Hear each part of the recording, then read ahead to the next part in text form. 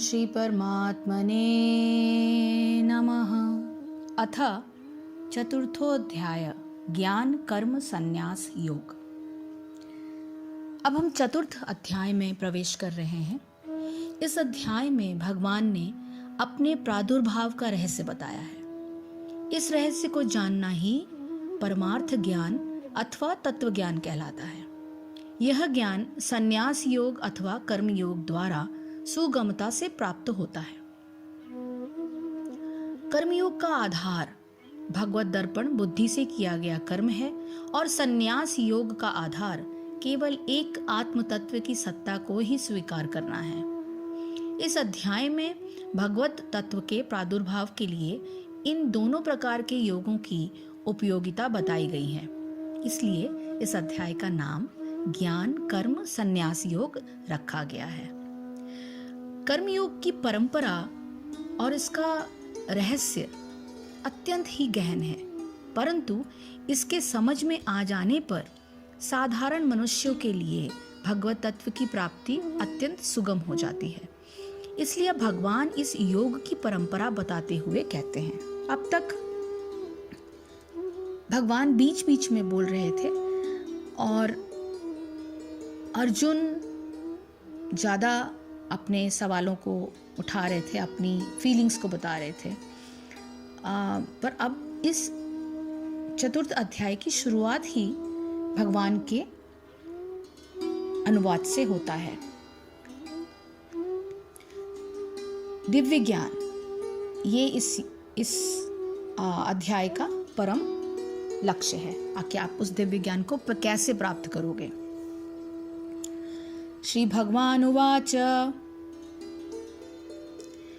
इमं विवस्वते योगं प्रोक्तवान् अहम् अव्ययं विवस्वान् मनवे प्राह मनुः इक्ष्वाकवे अब्रवीत।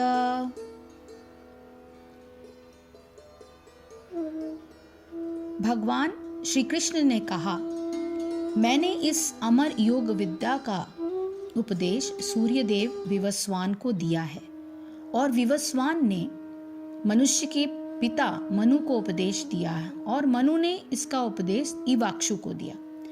अब इस श्लोक के जो अर्थ हैं उसमें भगवान कहते हैं कि इमम अर्थात इस, विवस्वते अर्थात सूर्यदेव को, योगम परमेश्वर के साथ अपने संबंध की विद्या को जोड़ना, प्रोक्तवान उपदेश दिया, अहम मैंने, अव्ययम अमर, विवस्वान यानी सूर्यदेव का एक दूसरा नाम, मनवे मनुष्यों के पिता, वैवस्त्व से, प्राह उनसे कहा, मनु मनुष्य के पिता ने, इक्ष्वाकवे राजा इक्ष्वाकु से, अब्रवीत यानी कहा।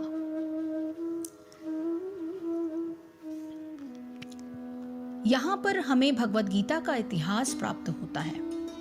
यह अत्यंत प्राचीन बताया गया है। जब इसे सूर्यलोक इत्यादि संपूर्ण लोगों के राजा को प्रदान किया गया था, समस्त लोगों के राजा विशेष रूप से निवासियों की रक्षा के निमित्त होते हैं।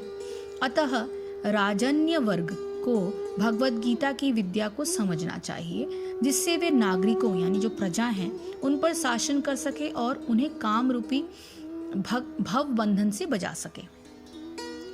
मानव जीवन का उद्देश्य भगवान के साथ अपने शाश्वत संबंध के आध्यात्मिक ज्ञान का विकास है और सारे राज्यों तथा समस्त लोगों के शासनाध्यक्षों को चाहिए कि शिक्षा, संस्कृति तथा भक्ति के द्वारा नागरिकों को यह पाठ पढ़ाएं। दूसरे शब्दों में अगर हम कहें कि सारे राज्यों के शासनाध्यक्ष भगवान श्री कृष्ण उनकी भावनामृत विद्या का प्रचार करने के लिए होते हैं, जिसमें जनता इस महाविद्या का लाभ उठा सके और मनुष्य जीवन के अवसर का लाभ उठाते हुए सफल मार्ग का अनुसरण कर सके। इस मनवंतर में सूर्यदेव विवस्वान कहलाता है, यानी सूर्य का राजा, जो सौरमंडल के अंतर्गत समस्त ग्रहों यानी समस्त लोकों का उद्गम है। ब्रह्म संहिता में कहा गया है कि यच्च शूरेश सविता सकल ग्रहाणाम राजा समस्त सुरमूर्ति शेष तेजः यस्याज्ञा भ्रमति समभृत काल चक्रो गोविंद मादि पुरुषम तमह भजामि।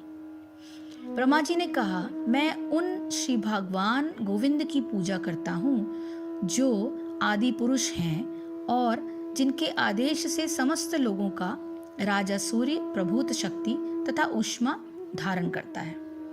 यह सूर्य भगवान के नेत्र तुल्य है और उनकी आज्ञा के अनुसार अपनी कक्षा को तय करता है। सूर्य सभी लोगों का राजा है तथा सूर्य देव विवस्वान सूर्य ग्रह पर शासन करता है और जो ऊष्मा तथा प्रकाश प्रदान करते हैं अन्य समस्त लोगों को अपने नियंत्रण में रखता है। सूर्य कृष्ण के आदेश पर घूमता है और भगवान कृष्ण ने विवस्वान को भगवत गीता की विद्या समझाने के लिए अपना पहला शिष्य चुना। अतः गीता किसी मामूली सांसारिक विद्यार्थी के लिए कोई काल्पनिक भाष्य नहीं, अपितु ज्ञान का मानक अर्थ ग्रंथ है जो अनंत काल से चला आ रहा है। महाभारत में हमें गीता का इतिहास इस रूप में प्राप्त होता है। त्रेता युगादो च ततो विवस्वान मनवे ददौ मनुष्य लोकभृत्यर्थ सुता यक्षवाक वे ददौ इक्ष्वाकुणा च कथितो व्याप्य लोकान अवस्थिता।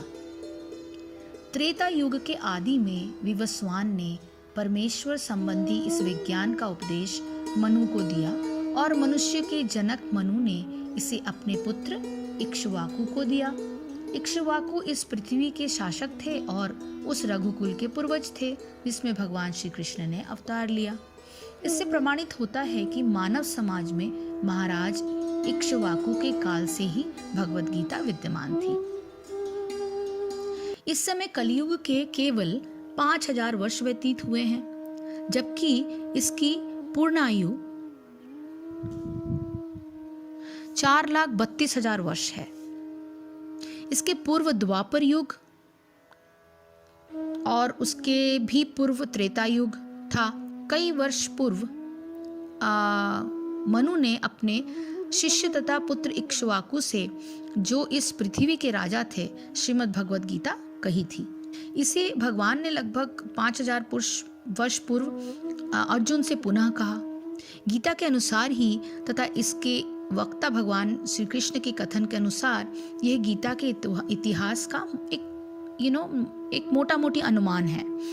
सूर्यदेव विवस्वान को इसलिए गीता सुनाई गई क्योंकि वह क्षत्रिय था और उन समस्त क्षत्रियों का जनक है जो सूर्यवंशी है। चूंकि भगवत गीता वेदों के ही समान है, क्योंकि इसे भगवान श्री कृष्ण ने कहा था, अतः ये ज्ञान अपौरुषेय है।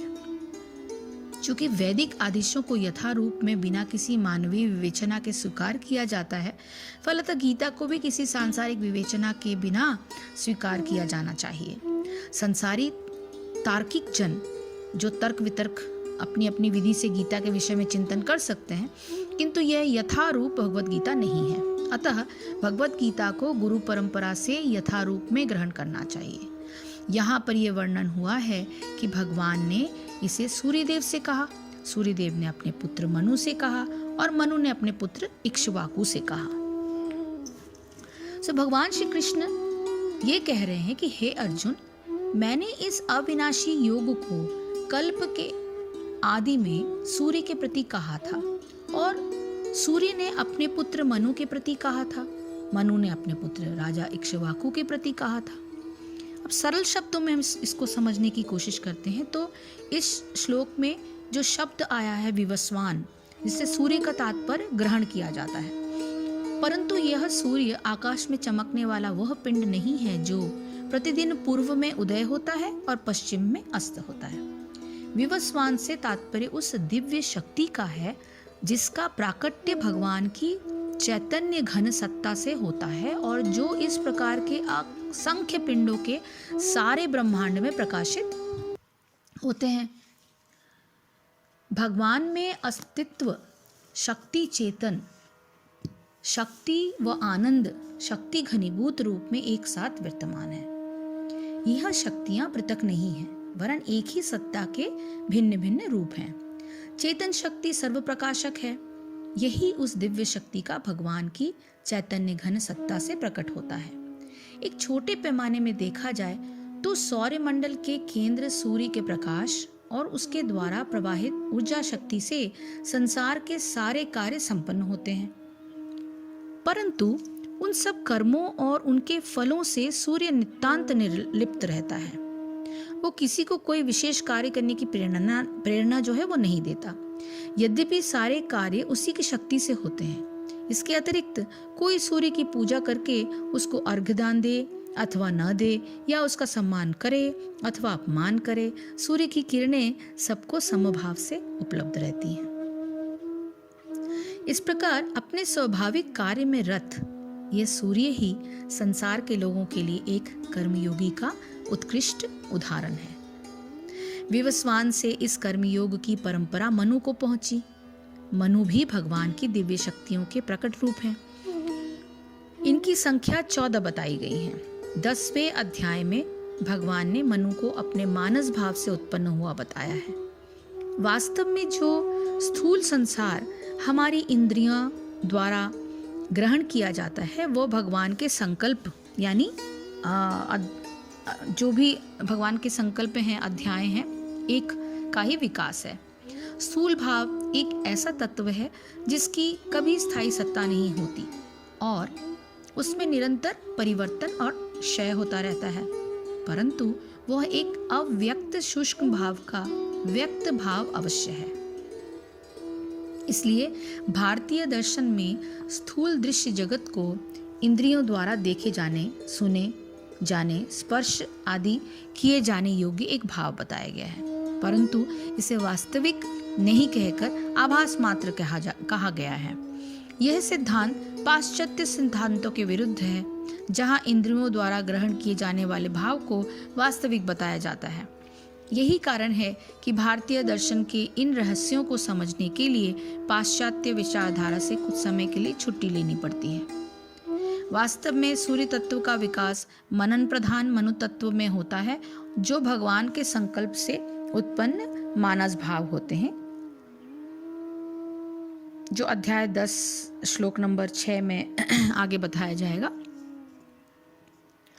और इसी तरह जो ये सिद्धांत पाश्चात्य सिद्धांतों के विरुद्ध इंद्रियों द्वारा ग्रहण किए जाने वाले भाव को वास्तविक बताया गया है। और यहाँ पे भारतीय दर्शन के इन रहस्यों को समझने के लिए पाश्चात्य विचारधारा से हमें निकलना पड़ेगा। वास्तव में सूर्य तत्व का विकास मनन प्रधान मनु तत्व में होता है, जो भगवान के संकल्प से उत्पन्न मानस भाव होने के कारण मननशीलता का स्रोत है। मनु के पुत्र इक्ष्वाकु कहे जाते हैं, जो मनु की अपेक्षा उस परंपरा में अधिक स्थूल भाव के द्योतक हैं। इस परंपरा का एक महत्व और भी है। सूर्य निरंतर कार्यशील होने के कारण संसार के चातुर्वर्ण्य संबंधी वर्गीकरण में क्षत्रिय धर्म से संयुक्त है।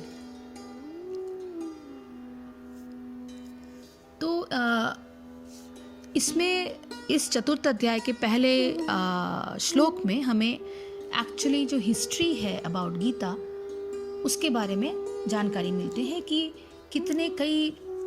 कहाँ से शुरुआत हुई, कितने वर्ष पुरानी कुछ चीज़ें थी जो एक से दूसरे के पास आई, और वो कौन कौन थे जिनके थ्रू वो हायरार्की हमें इस पहले जो श्लोक है उसमें क्लैरिटी इसकी मिलती है।